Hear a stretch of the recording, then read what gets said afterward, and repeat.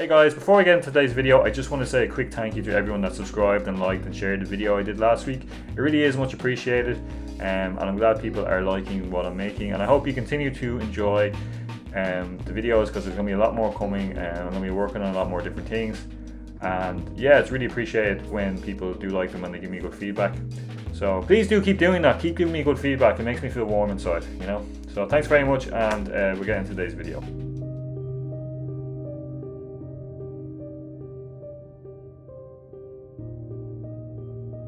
On January 19, 1809, Edgar Poe was born to parents Elizabeth and David Poe in Boston. Now, unfortunately, his dad a year later would decide to fuck off, and his mother would die of tuberculosis the following year. So I'm pretty sure he had pretty bad abandonment issues quite early on, which would explain a lot that happens in his life.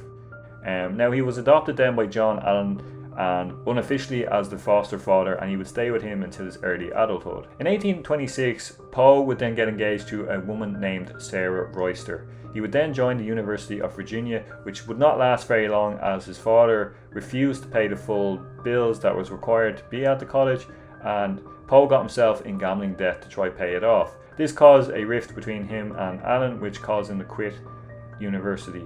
Now, not long after quitting university, he discovered that his fiancée then married somebody else. In 1827, he released a collection of poems named Tambourine and Other Poems, which got very little acclaim and very few people even saw it. The same year, he decided to join the United States Army, to which he lied about his age, stating he was 22 when he was only 18 years old, and gave a false name. He was then sent to a military base in Charlestown, North Carolina, where he served as a tradesman, helping creating shells for artillery. But he wasn't a big fan of that, and after 2 years he wanted out, but unfortunately his enlistment was to last for 5 years. The only way he could get out was by telling the United States Army that he was in fact younger than he said, but they would not let him leave without that sweet dough. So what did he have to do? He went back to his father, who refused to talk to him, and asked for some money.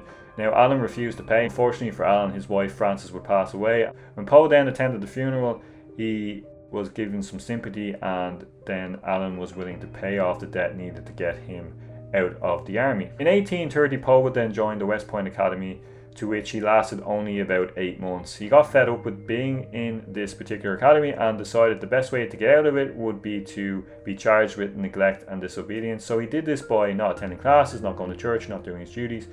When he was tried for this, he pleaded not guilty, because he knew if he pleaded not guilty, he would get discharged, which is what happened. So again, it's a pretty, good sign that he likes to abandon things. He abandoned his college, he abandoned the army, he abandoned West Point. And why is that, do you think? Because his father left. See, it all connects.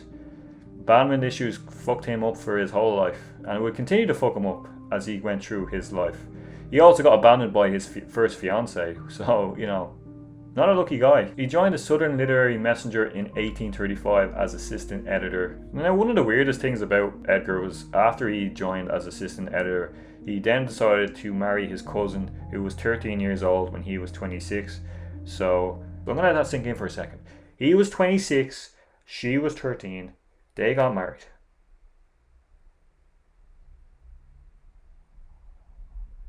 And I judge him for this part. I have a lot of sympathy for Edgar up to this point, but marrying your cousin who's also a child, no, you just don't do that. Do you do that? Am I going insane? Do you marry your cousin who's 13 years old? At this point, Poe had a pretty healthy relationship with alcohol. When I say healthy, what I really mean is a very unhealthy relationship that caused him to drink a shit ton of alcohol, which made him get drunk constantly because his wife started becoming ill with tuberculosis. She would eventually die in January 1847. In 1845, he did receive some critical acclaim when a poem he'd written called The Raven was published by a newspaper called the Evening Mirror. On October 3rd, 1849, Poe was found in a delirious state by a man named Thomas Walker, and I quote, "in great distress and in need of immediate assistance." He was then taken to Washington Medical College, where he would eventually die a few days later.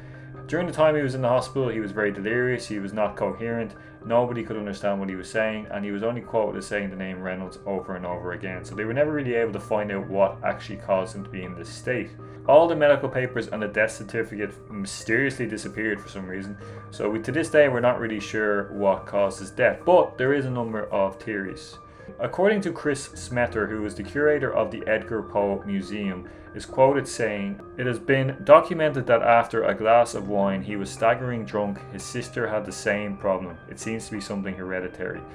Now his theory was that Edgar was just genetically unable to drink high volumes of alcohol, which would cause him to be in the state he was found in.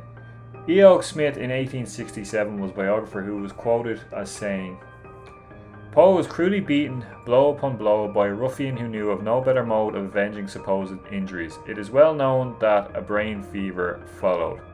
So her particular theory was that he was basically beaten to death while he was in a high alcoholic state. Now, again, it's very possible because his symptoms would be very common with someone that had some sort of brain injury, because he was delirious, he was incoherent, he couldn't make any sense. An 1872 study suggested that Edgar Allan Poe was actually a victim of cooping. Now, cooping was when a gang would kidnap you and make you vote in different elections and commit voting fraud. So they would make you change your identity, change your clothes. So this was a popular theory because of the fact that he was found in his ragged clothes, which isn't something he was known to be wearing, and they think he was force-fed alcohol and was beaten, and the combination of the two caused him to die. Elam Brown, who was a member of the Johns Hopkins facility, was quoted as saying, "The general belief here is Poe was seized by one of these gangs, was cooped, stupefied with liquor, dragged out and voted, and then turned adrift to die." So the general belief was that he was forced to vote, he was forced alcohol, and then he was unfortunately beaten, which the combination of the two led to his death. Now again, these theories aren't proven, these are only the theories that are the most believed theories. There's actually many other theories which I won't get into just because I could spend hours on it. So we'll never really know what caused Poe to die. He was never able to tell anybody, unfortunately, before he died in his incoherent state. I found it very interesting. I hope you did too. Edgar Allan Poe was certainly an interesting character. He was certainly weird in a lot of ways. Did he deserve to die that way? Probably not, but at this particular time, we'll never really know what happened to him. So thanks for watching the video, guys. Hope you enjoyed it. If you did enjoy it, please do like and share and subscribe if you haven't already. It's very much appreciated. I very much enjoy making these videos, and I hope you guys enjoy watching them as much as I enjoy making them.